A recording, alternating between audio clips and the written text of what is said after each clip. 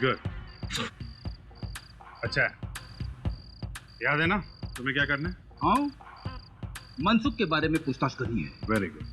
और अगर कोई पूछे कि तुम कौन हो तो यही कि मैं एक सीआईडी ऑफिसर फ्रेडी हूँ।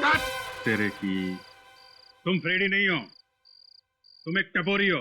पप्पू, पप्पू टपोरी, समझे? आई एम सॉरी सर, मैं तो भूल ही गया। मैं पप्पू टपोरी और मैं कल्लू टपोरी। ठीक है, सिर्फ इतना याद रखना कि तुम मुन्ना भाई के गैंग के आदमी हो और मनसुख को ढूंढ रहे हो, क्योंकि मनसुख ने मुन्ना भाई से पैसे उधार लिए हैं लेकिन वापस नहीं लौटाया है। समझ गए सर? गुड। अब जाओ और ओवर एक्टिंग मत करना, समझे? जैसे ही कुछ पता चले मुझे फोन करना। निकल लो।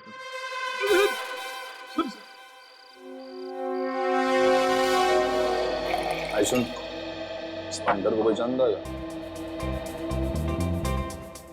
भाई साहब, इसे देखा है क्या? ये अपन के एरिया का नहीं है। ध्यान से देख, पहचानेगा तो माल मिलेगा ना। अरे ठीक से देखो ना। तुम भी देखो ना। अरे बाबा, बोला ना, आपने पी रखी है क्या? आदमी का तो बड़ा पहचान दो क्या? हाँ, आपको बोल रहा हूँ। अरे पी तुमने रखी है? नहीं पहचानता, जाओ यहाँ से। और वो इधर चेक कर लिया लेकिन कुछ पता नहीं चला। मुझे भी कुछ नहीं मिला है, ना मनसुख फंसुख कुछ नहीं है। एक बार बचता है। कौन देखो? रोशनी बात। वहीं पे चल के मनसुख पे रोशनी डालते। चलो।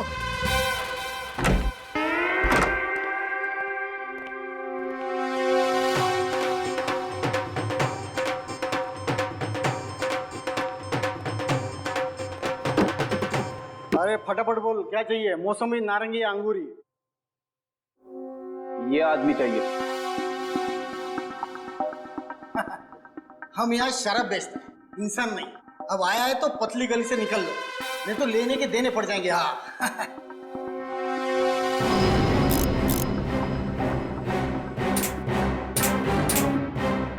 एक गोली शरीर के अंदर जाएगा और तुम 4 कंधे पे इधर से बाहर जाएगा।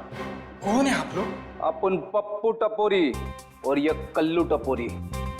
मुन्ना भाई के पंटर है दोनों। मुन्ना भाई? पहली बार नाम सुना है मैंने। बड़ा डेंजर आदमी है, लोग उसका नाम लेने से डरते हैं। कोई उसका नाम लेगा नहीं तो तुम सुनेगा कैसे? अच्छा अच्छा, ऐसा है क्या? अब चल फटाफट बता, मनसुख पिछले 10 घंटे में इधर आया था कि नहीं आया था? देख, उसने मुन्ना भाई से पैसे उधार लिए और फिर गायब हो गया, समझा? देख, अगर तुम अपन को बताएगा कि मनसुख किस कोने में गिरा पड़ा है तो अपन तेरे को मालामाल कर देगा। सचमुच? तुम अपन को इनाम देगा तो अपन तुम्हारा काम क्यों नहीं करेगा? फटाफट बता, मनसुख किधर है? कल रात को मनसुख इधर आया था। हाँ, फुल 2 दारू पिया और रहने के लिए कमरा मांगा। अपन ने सिर्फ 500 रुपए में उसको पीछे वाला खोली दिया, सोने के वास्ते। हाँ, अब चल फटाफट दिखा उसका खोली किधर है। अपना धंधे का टाइम है ना, अपन अभी नहीं आ सकता है। हाँ।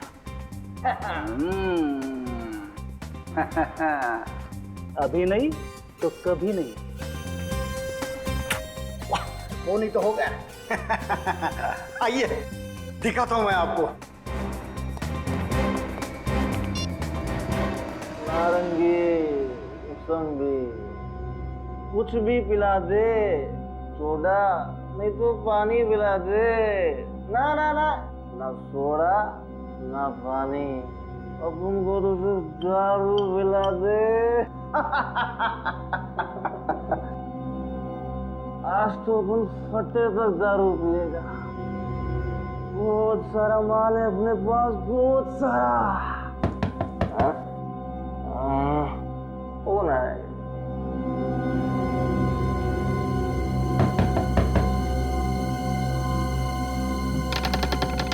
अरे जेठ, तुम जियो हजारों साल।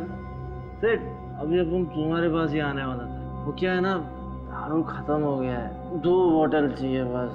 अरे मनसुख, पहले इन लोगों से मिल ले। कौन है लोग? यहाँ क्या कर रहे? सेठ, मैंने तुमको एक कमरे का पूरा भाड़ा दिया है, वो भी एडवांस में।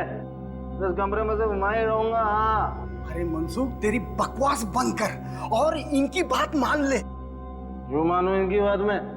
कौन है ये लोग? अरे ये मुन्ना भाई के आदमी लोग हैं। मुन्ना भाई? कौन मुन्ना भाई? वही मुन्ना भाई जिससे तूने पैसे उधार लिए थे। अरे इनके पैसे लौटा दे वरना तेरी हड्डी पसली एक कर देंगे ये। लेकिन मैं किसी मुन्ना भाई को जानता ही नहीं, ना मैंने किसी मुन्ना भाई से पैसे उधार लिए। देखिए, आप लोगों को कोई गलत फहमी हुई है। आप लोग जाइए आप। जाएंगे, लेकिन पहले तुझे साथ लेके जाएंगे सीआईडी ब्यूरो। सीआईडी? आप लोग सीआईडी से? हे भगवान, कहाँ फंस गया मैं? लोगों को दारू पिला के उनके घर बर्बाद करते हो, तुम्हारा तो भविष्य हम बर्बाद करेंगे। सीआईडी वाले को क्या हुआ? मैंने कोई गुनाह नहीं किया है, कोई गलत काम नहीं किया मैंने। सब याद आ जाएगा, पहले तुम्हारा नशा उतारना पड़ेगा। सुरेखा को किडनैप किया, उसके पति का खून किया तूने?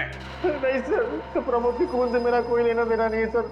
मैं कसम खाकर कह रहा हूँ, मुझे इस बारे में कुछ नहीं पता सर। अच्छा, तो जब सुरेखा हॉस्पिटल से बाहर गई तब तुमने उसका पीछा क्यों किया? सर, सुरेखा को नींद में चलने की बीमारी थी। उन्हें पता था कि वो रात को नींद में चलकर हॉस्पिटल से बाहर आएगी, इसलिए उन्होंने मुझे पीछा करने को कहा सर। किसने? कौन था वो आदमी? सर, करीब 25-27 साल का आदमी था। उसका कद छोटा था सर। नाम? मुझे उसका नाम नहीं पता सर। सर, उसने मुझसे कहा कि वो सुरेखा का दोस्त है और वो सुरेखा की सुरक्षा की चिंता करता है सर। तो तुमने ये काम उसकी मदद के लिए किया है? तो ये दारू के पैसे कहाँ से आए? कर्जदारों के पैसे कहाँ से चुकाने वाले थे तुम? मैं मानता हूँ कि मैंने ये काम पैसों के लिए किया, पर सर मैंने किसी का खून नहीं किया है सर।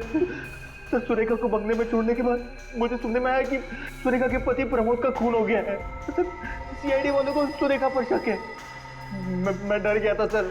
मुझे लगा कि जब तक ये मामला ठंडा नहीं हो जाता मैं पैसे लेकर कुछ दिनों के लिए गायब हो जाता हूँ। तो बस सर, मैंने कुछ नहीं किया है सर।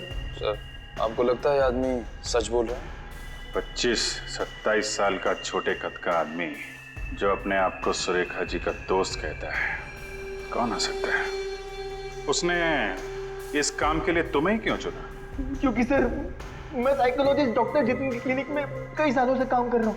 मुझे मालूम था कि सुरेखा उनकी पेशेंट है। मैं उनकी बीमारी से अच्छी तरह से वाकिफ था और सर वो मुझे पहचानती थी, इसलिए मुझे पता था कि जब वो जागेगी वो मुझे देखकर चौंकेगी नहीं। क्या मतलब है तुम्हारा? दरअसल सर, ऐसे मरीज नींद में कहीं भी चले जाते और जागने के बाद अगर वो अपने आप को किसी अनजान जगह या अनजान लोगों के बीच पाते तो बौखला जाते सर वो। और सुरेखा मुझे जानती थी, इसलिए मुझे पता था कि ऐसी कोई तकलीफ नहीं होगी सर। इस वक्त सुरेखा कहाँ है? सर, मुझे नहीं पता, मुझे कुछ नहीं पता सर। सर, उस आदमी ने मुझे कहा कि सुरेखा जी जब जाग जाए तो उसे समझा बुझाकर एक बंगले में छोड़कर आना। सर, उसके बाद क्या हुआ मुझे कुछ नहीं पता सर, मैं सच कह रहा हूँ। सर, कहीं सुरेखा अभी भी उस बंगले में तो नहीं है? कहाँ है वो बंगलो जहाँ तुमने सुरेखा को छोड़ा था?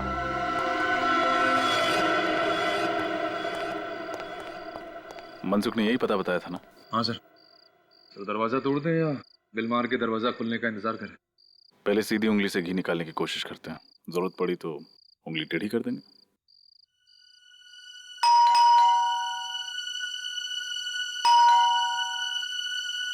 दरवाजा तो खुल नहीं रहा, उंगली टेढ़ी करे। लेकिन दरवाजा तोड़ेंगे नहीं, कोई और रास्ता ढूंढते हैं अंदर घुसने का।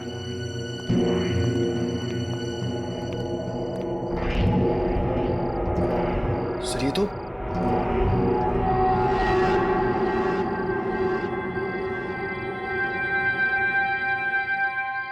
ये तो सुरेखा है। इसने तो हेडफोन लगा रखा। हाँ, ये कर क्या रही?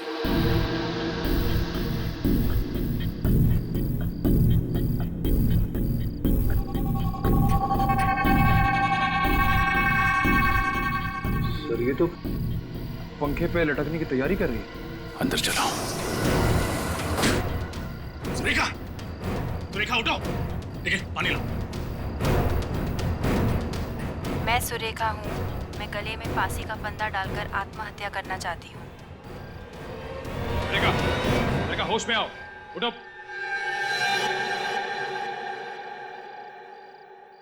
ये मैं क्या कर रही थी? आप फांसी लगाने जा रही थी। फांसी? जी हाँ, इस हेडफोन्स के जरिए आपको सम्मोहित किया जा रहा था। सम्मोहित? मैं सुरेखा हूँ। मैं गले में फांसी का फंदा डालकर आत्महत्या करना चाहती हूँ। मगर सर, ये आवाज तो सुरेखा की नहीं है, किसी और लड़की की है। हो सकता है ये जो कोई भी लड़की है, वे नहीं चाहती कि सुरेखा जिंदा रहे और उसी ने इनके पति प्रमोद का खून किया। हो सकता है। ये सब क्या हो रहा है मेरे साथ? मुझे कुछ समझ में नहीं आ रहा। अब घबराइए मत, हम इस सब की तह तक पहुंचे। मगर सर, हमें पता कैसे चलेगा कि इस सब के पीछे कौन है? इसी जगह पर खूनी का इंतजार करके, क्योंकि जिस लड़की की भी आवाज इस हेडफोन से आ रही वो यहाँ वापस जरूर आएगी। ये देखने की सुरेखा जिंदा है या फिर मर गई।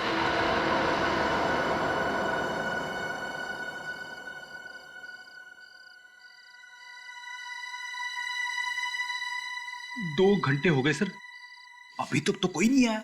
सब्र करो फ्रेडी, सब्र का फल मीठा होता है। सब मेरे साथ ही क्यों होता है? संभालिए अपने आप को सुरेखा।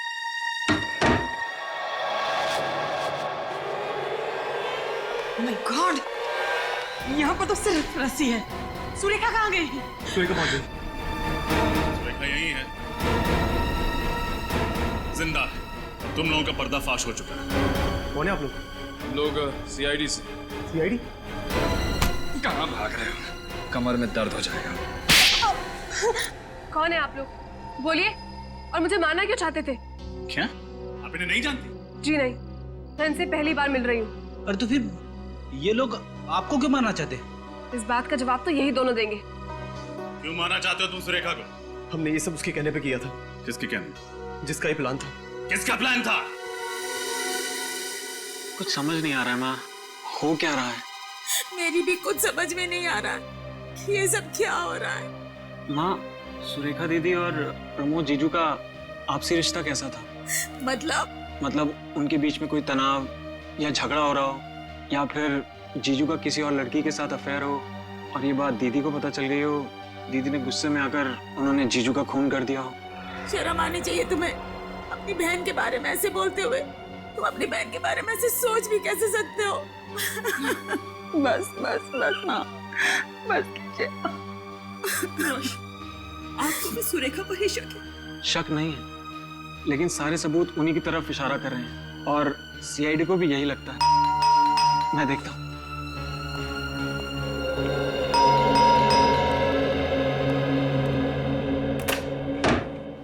जी गई। मैं सीआईडी से। आप कौन? मैं सुरेखा का भाई रोशन हूँ। कहाँ है मेरी बच्ची? कुछ खबर मिली उसकी? पता चला, लेकिन क्या? लेकिन उसे बचा नहीं सके। बचा नहीं सके? कहाँ है सुरेखा? क्या हुआ उसको? उसने आत्महत्या कर ली। उसने आत्महत्या कर ली। नहीं, ऐसा नहीं हो सकता। कह दो कि ये सब झूठ है। सुरेखा में छोड़ के ऐसा नहीं जा सकती। भगवान के लिए कह दीजिए कि ये सब झूठ है। भगवान ने आपकी बात सुन ली है। आप क्या कहना चाहते हैं? यही कि आपकी बेटी सुरेखा मरी नहीं है, जिंदा है। सुरेखा जी। माँ, मेरी बच्ची। भाभी, आप लोगों ने हमसे झूठ क्यों कहा? उसका जवाब है ये दोनों। आइए।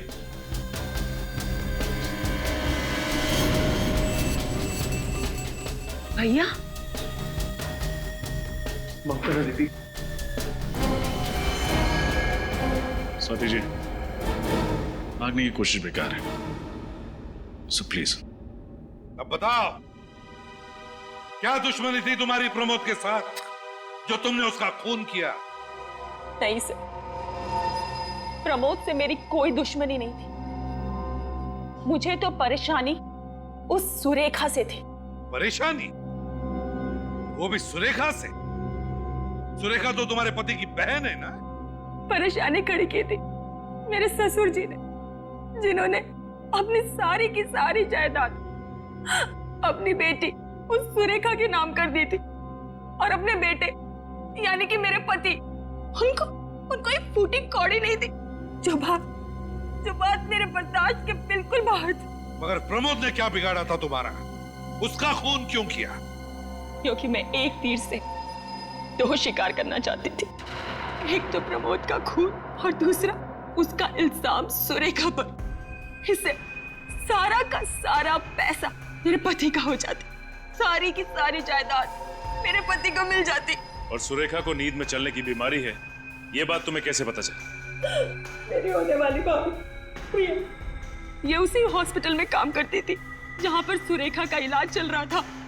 किसी ने उसे वहां देखा था और मुझे तुरंत बताया। मैंने ही इससे सुरेखा की बीमारी के बारे में और पता करने के लिए कहा था। वाह रे वाह प्रिया, वाह,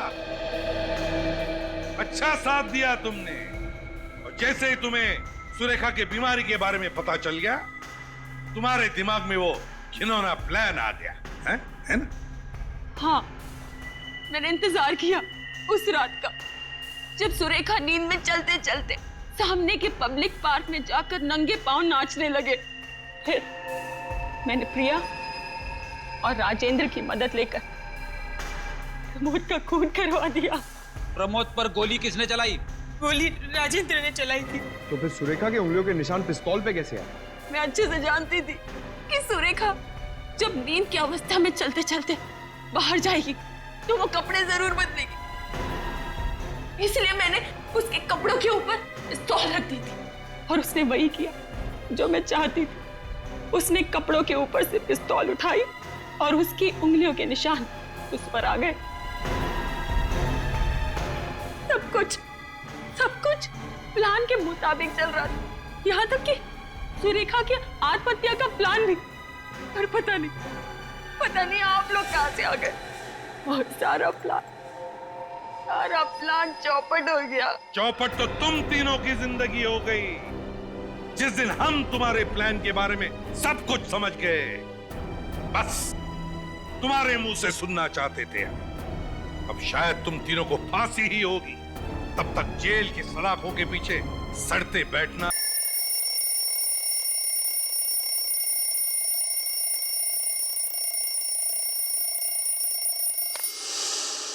ये सर में दर्द क्यों हो रहा है? चाय पीती हूँ, बेहतर महसूस होगा।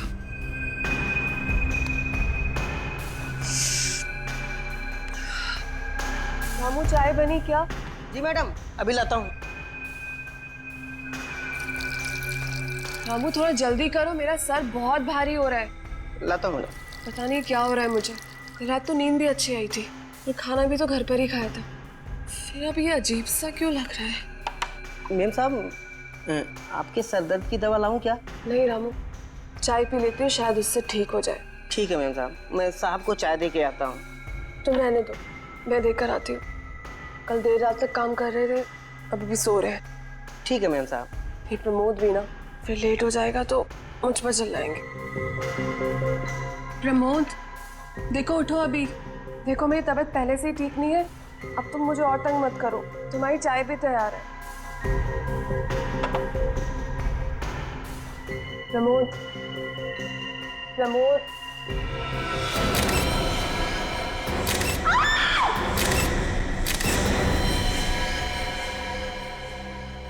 कैसे हो गया ये सब? मैम साहब, अपने आप को संभालिए, होनी को कौन टाल सकता है मैम साहब। लगता है काफी करीब से गोली मारी गई है छाती पे, और गोली लगते ही इसकी मौत हो गई। क्योंकि बेड से उतरने की भी कोशिश की हो, ऐसा देख के लगता तो नहीं है कि हाथापाई के निशान नहीं है।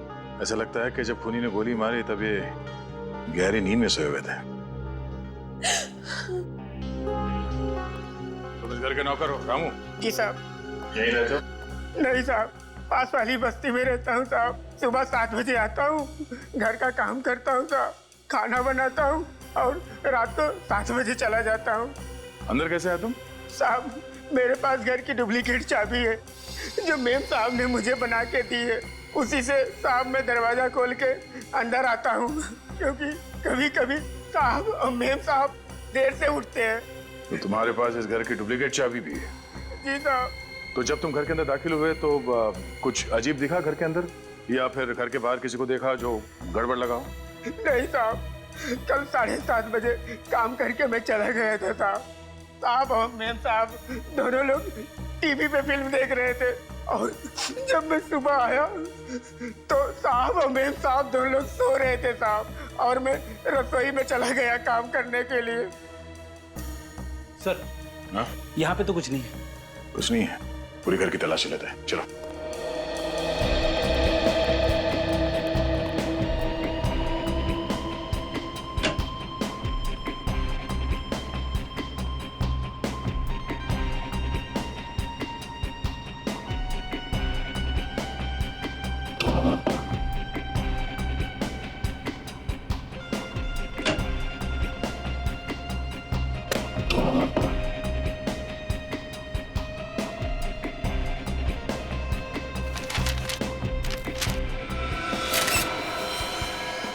सर, हाँ बेटे। स्टडी रूम में से गन मिली है। गोली चली है। साहब, इस बंदूक के बारे में मैं कुछ नहीं जानता हूँ साहब। मैं बेकसूर हूँ साहब। मैं बहुत ईमानदार हूँ साहब। मैंने कुछ नहीं किया साहब। ये लो, हमने तो तुमसे कुछ पूछा ही नहीं और तुम खुद ब खुद बोल पड़े। अब तो हमारा शक यकीन में बदल गया है। प्रमोद जी का खून तुम्ही ने किया है। नहीं साहब, मैंने कुछ नहीं किया साहब। सुरेखा जी, आपका क्या कहना है इस गन के बारे में?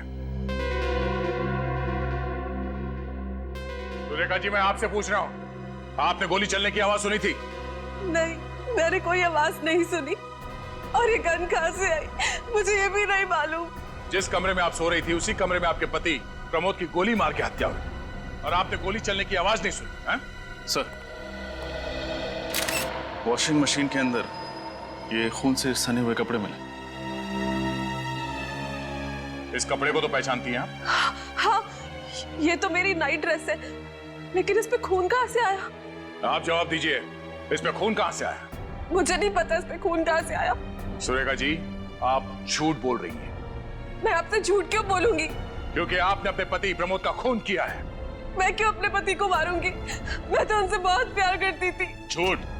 मैं झूठ नहीं बोल रही हूँ, मैंने कुछ नहीं किया। मैं बिल्कुल निर्दोष हूँ, मेरी बात का यकीन कीजिए। कैसे मान ले कि आप निर्दोष हैं? जिस कमरे में आप सोई थी उसी कमरे में आपके पति का खून हो गया। आपने गोली चलने की आवाज नहीं सुनी। आपको यह तक नहीं पता कि आपके पति की मौत कब हुई है? मेम साहब सच बोल रही साहब। चुप। कब से काम कर रहे हो तुम यहाँ? 3 साल से साहब।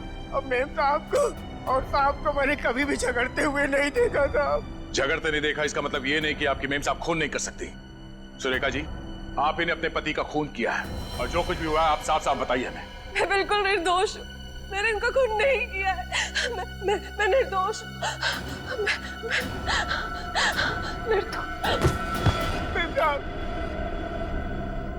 ये क्या? ये वाकई बेहोश हो गई है या बेहोश होने का नाटक कर रही है? एक काम करो, इन्हें अस्पताल लेके जाओ। सारे सबूत और प्रमोद की लाश को फॉरेंसिक लैब भिजवा दो। मेरा शक एकदम सही निकला। ये गोली जो प्रमोद के शरीर में से मिली है, ये इस पिस्टल से चली है और इस पिस्टल पर सुरेखा की उंगलियों के निशान है। क्या? सुरेखा के? और इस नाइट ड्रेस पे जो खून लगा है वो किसका है? ये खून भी प्रमोद का ही है। अच्छा, इसकी मौत कितने बजे हुई? रात तकरीबन 1 से 1:30 बजे के बीच। मतलब प्रमोद का खून सुरेखा ने किया है? लग तो कुछ ऐसे ही रहा है। हॉस्पिटल चलकर इस सुरेखा से मिलना पड़ेगा। सर, सारे सबूत सुरेखा की तरफ इशारा कर रहे। मुझे तो लगता है उसने बेहोश होने का नाटक भी किया है।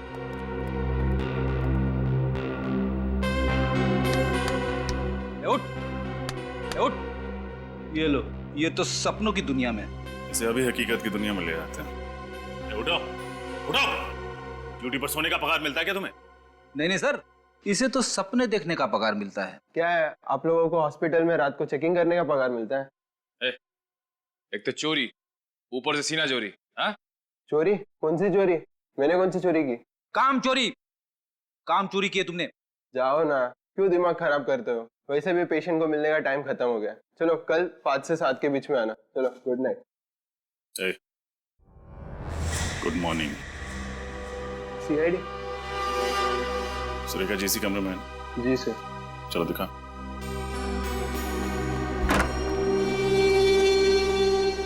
बेड तो खाली, सुरेखा कहाँ?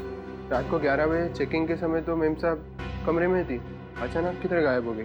जो सवाल हमें तुमसे पूछना चाहिए वही सवाल तुम हमसे पूछ रहे हो। सर, हमें इस पूरे हॉस्पिटल की अच्छी तरीके से छानबीन करनी पड़ेगी। हाँ निखिल, छानबीन तो करनी होगी। पूरा हॉस्पिटल छान मारो, देखो सुरेखा कहाँ।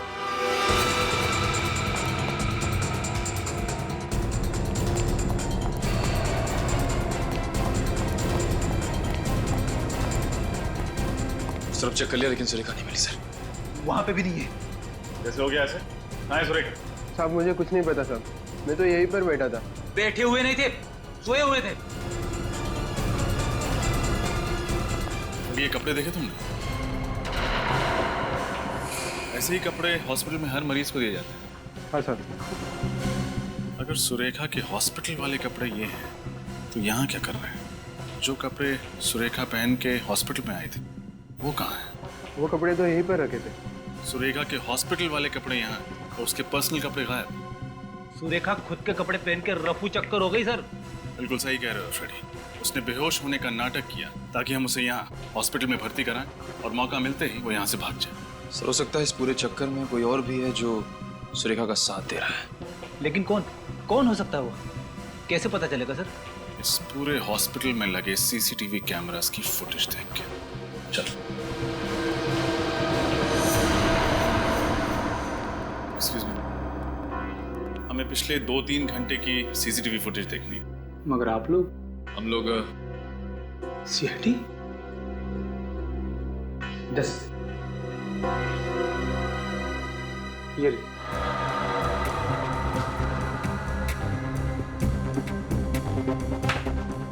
ये रही सुरेखा, मगर इसके हाथ में तो खुद के कपड़े हैं। और ये ऐसे चल रही जैसे इसमें कोई जान ही नहीं है। शायद इस कमरे के अंदर वो कपड़े बदलने गई। मगर ये काम तो वो अपने कमरे में भी कर सकती थी ना। हाँ फ्रेडी, यही तो मैं सोच रहा हूँ।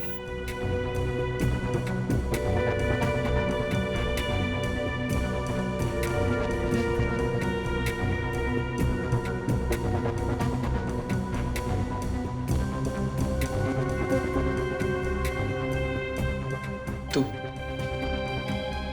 ये सुरेखा तो हॉस्पिटल के गेट से बाहर चली गई।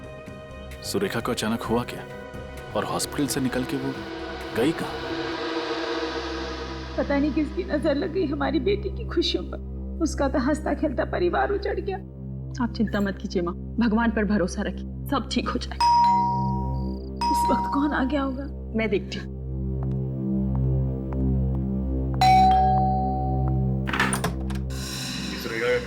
जी, लेकिन वो तो इस वक्त हॉस्पिटल में है। थी, अब नहीं है। हॉस्पिटल में नहीं है तो कहाँ है? ये आपको पता होना चाहिए। पूरे घर की अच्छी तरह तलाशी। अरे तलाशी? एक सेकंड, ऐसे कैसे आप तलाशी ले सकते हैं? आप लोग हैं कौन?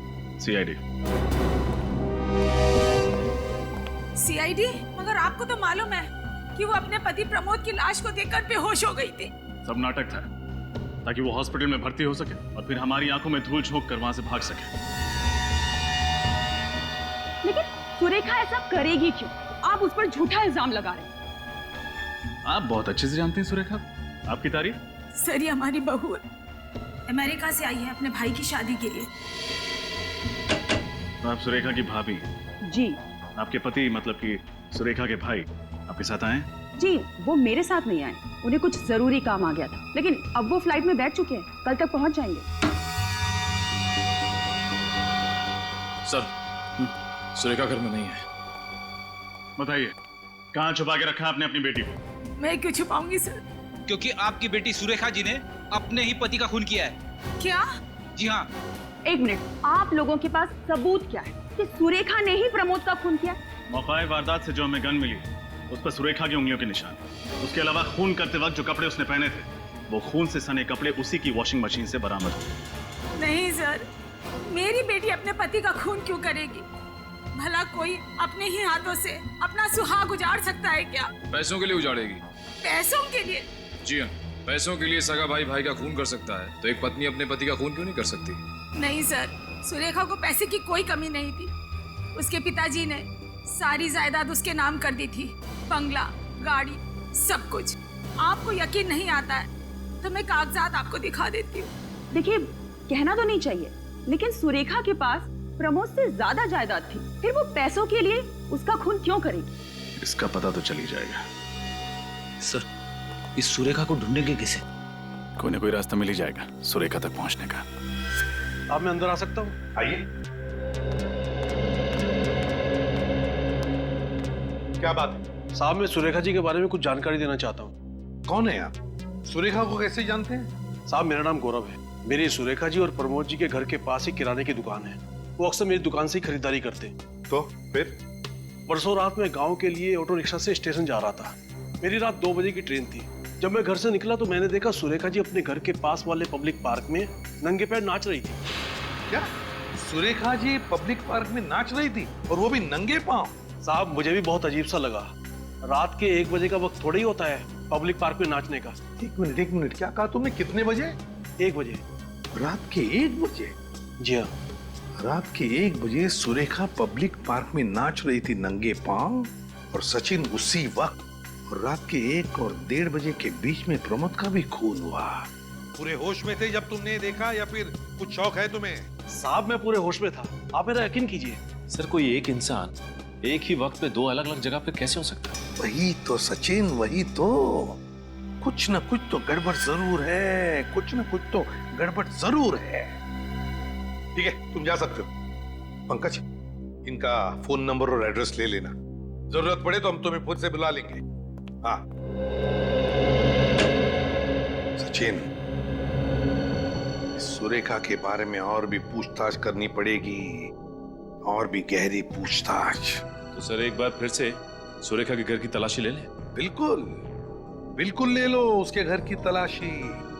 कोई ना कोई सुराग तो वहां पर जरूर है जो हमारी आंखों से छूटा है।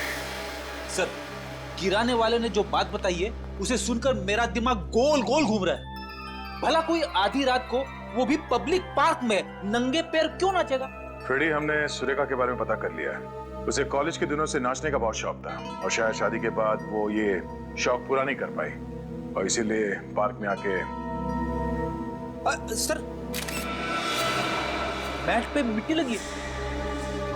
हाँ फ्रेडी, पर हो सकता है ये मिट्टी किसी के जूतों से लग गई हो। हमें ठोस सबूत चाहिए, इससे काम नहीं चलेगा। अंदर चल के देखते हैं।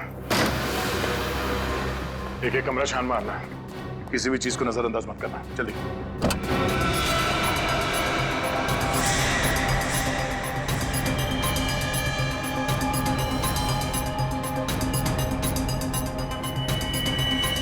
काला सलवार, सलवार में मिट्टी भी लगी हुई है। डॉक्टर सालों के हिसाब से प्रमोद की मौत रात 1 बजे के करीब हुई थी, और एक इंसान एक ही समय पे 2 जगहों पे कैसे हो सकता है?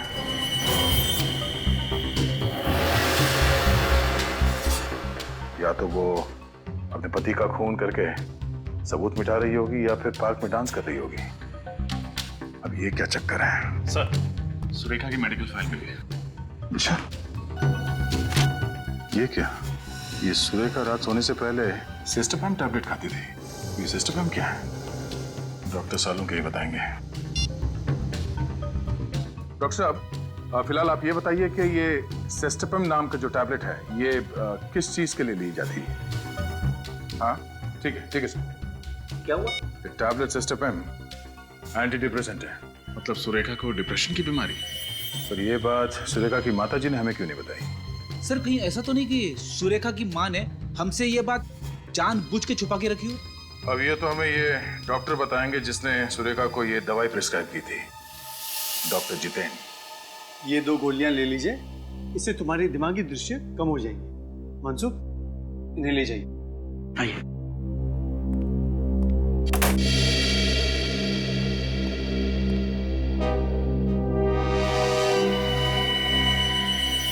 आप लोग अंदर कैसे आ गए?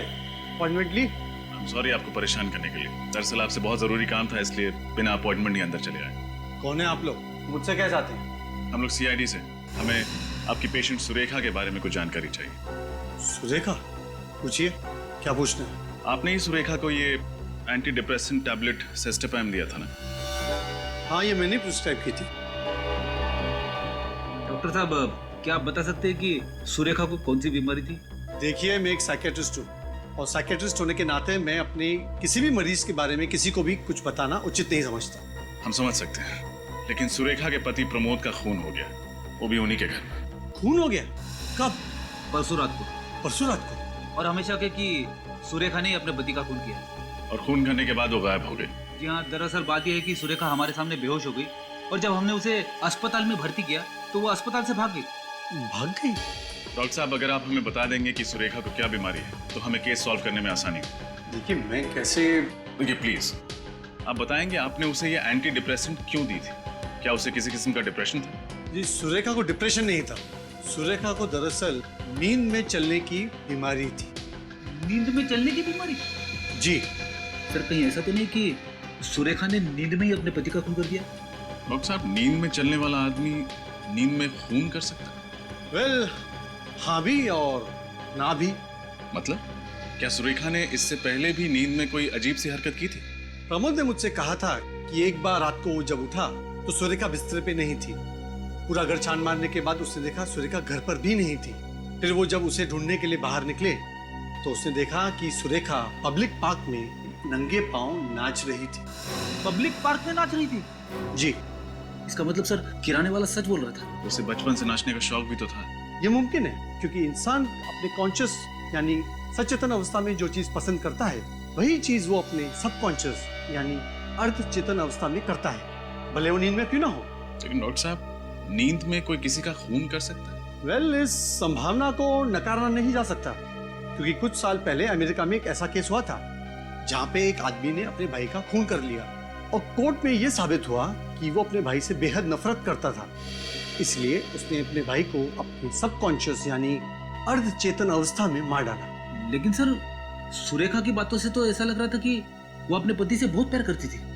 समझ में नहीं आ रहा डॉक्टर साहब। जहां तक मुझे पता है, अर्ध चेतन अवस्था में कोई आदमी चीजों को छुपाएगा नहीं। Am I right? ठीक कह रहे हैं आप। अजीब बात है, हमें गन मिली कचरे के डब्बे में बहुत सारे कागजों के नीचे छुपाई हुई, और खून से सना हुआ नाइट ड्रेस में वो भी वॉशिंग मशीन के अंदर बहुत सारे कपड़ों के नीचे छुपाया हुआ। पर सर, किराने वाले के हिसाब से तो जब प्रमोद का खून हुआ तब तो सुरेखा पब्लिक पार्क में नाच रही थी। वही तो, एक ही आदमी एक ही समय पर दो जगह पर कैसे हो सकता है? अजीब चक्कर है। कोई ऐसा तो नहीं कि सुरेखा की इस बीमारी का कोई और ही फायदा उठा रहा है? हो सकता है, और अगर ऐसा है तो हमें जल्द से जल्द सुरेखा को ढूंढना होगा क्योंकि अब उसकी जान को खतरा हो सकता है।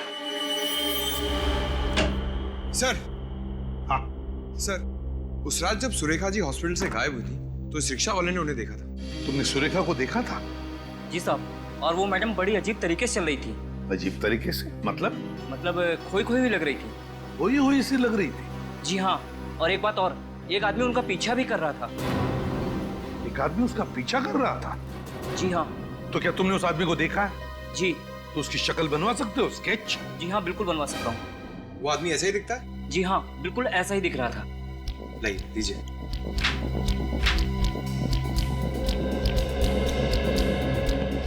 सर, हाँ, ये लीजिए स्केच।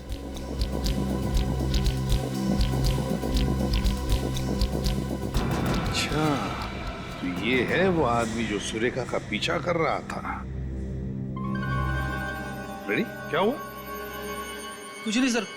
सर, इस आदमी को मैंने कहीं देखा है। तुमने देखा इस आदमी को? हाँ सर। कहाँ पर? याद करो, याद करके बताओ। याद आया सर, इस आदमी को मैंने डॉक्टर जितेन के कैबिन में से बाहर निकलते हुए देखा।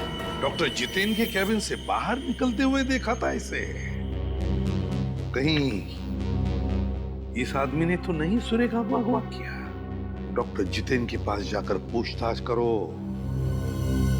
पता लगाओ इस आदमी के बारे में। आप लोग फिर से? माफ कीजिएगा, आपसे फिर से मिलना जरूरी था क्योंकि सुरेखा की जिंदगी और मौत का सवाल है। क्या हुआ सुरेखा का? मिल गई वो? जी नहीं, अभी तक तो नहीं मिली। यह आदमी कल आपके कैबिन में से बाहर निकला था जब हम यहाँ पे आए थे। आप इसे बुला सकते हैं? ये तो मेरा असिस्टेंट मनसुख है, लेकिन इसका सुरेखा के साथ क्या लेना देना? हमें शक है कि इसी ने सुरेखा को अगवा कर लिया। क्या मनसुख ने सुरेखा को अगवा किया? हाँ, मनसुख आपकी क्लिनिक में कहीं दिख नहीं रहा। आज काम पे नहीं आया क्या? नहीं, वो सुबह उसका फोन आया था और कह रहा था कि उसकी माँ की तबीयत अचानक खराब हुई है, इसलिए 3-4 दिनों तक नहीं आएगा। लगता है हमारा शक सही निकला है। मनसुख के घर का पता मिलेगा? हॉस्पिटल वालों ने जो मनसुख का एड्रेस दिया था यही है ना? हाँ सर। लेकिन मुझे लगता नहीं कि मनसुख को हमें देख के खुशी होगी। हमें देख के किसे खुशी होती है? मुझे मायूस हो जाता है क्योंकि जानता है कि उसका वक्त पूरा हो गया।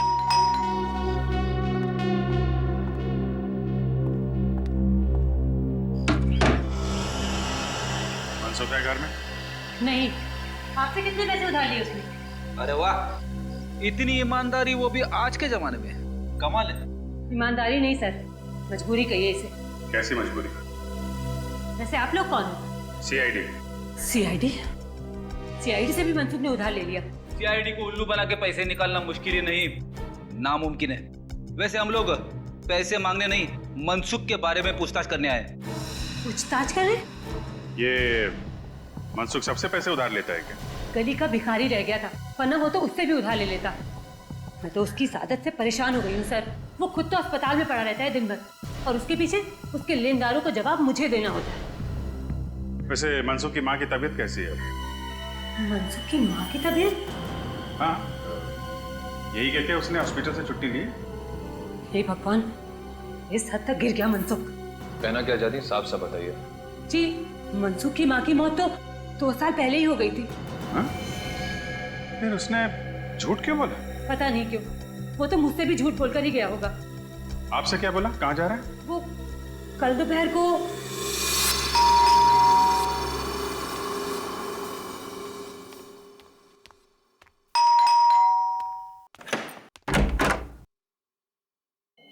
आ गए तुम? कब सुधरोगे तुम? मैं कुछ कह रही हूँ। अरे कुछ बोलते क्यों नहीं हो? और ये तुम्हारे हाथ में क्या है? अरे छोड़ो तो यहाँ छोड़ो।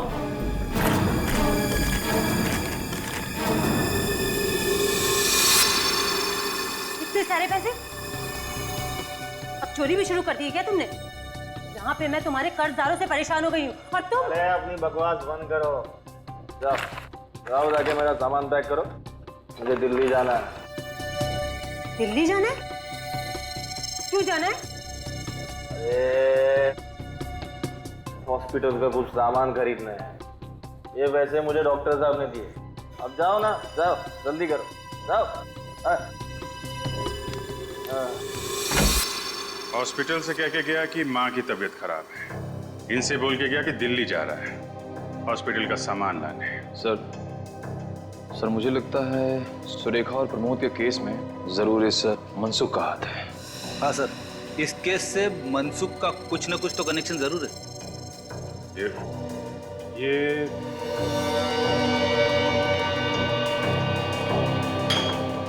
शराब की बोतलें। इस मनसुख को शराब पीने की आदत है क्या? जी सर, जब तक 2 बोतल देसी दारू न पी ले उसे नींद ही नहीं आती है। अपनी सारी कमाई वो दारू में ही उड़ा देता है। यहाँ तक कि मेरे पिताजी ने उसकी नौकरी लगवाई कलकत्ता में, उसने जाने से मना कर दिया। मना कर दिया? क्यों? क्योंकि उसकी मनपसंद देसी दारू यही मिलती, मुंबई में। सर सुरेखा को अगवा करके जो पैसे मनसुख को मिले हैं, वो पैसे उसने देशी दारू पे ही उड़ाए होंगे। जब रेडी देशी दारू? हाँ सर, मुंबई में जितने भी देसी दारू के अड्डे हैं वहीं पे जाना पड़ेगा। जाना तो पड़ेगा, मगर